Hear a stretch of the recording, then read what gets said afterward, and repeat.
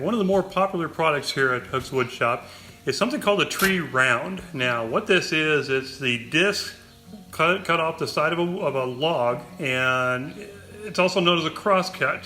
Now, biggest problem you have with a crosscut is trying to make it as dead flat as you can possibly make it.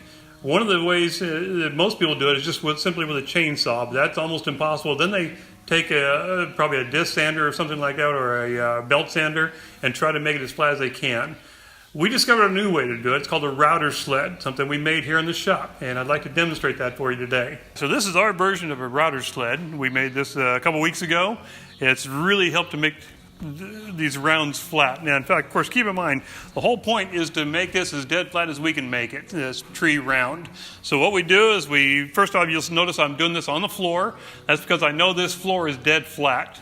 My next job is to make sure that the router sled is adjusted and is totally flat both directions.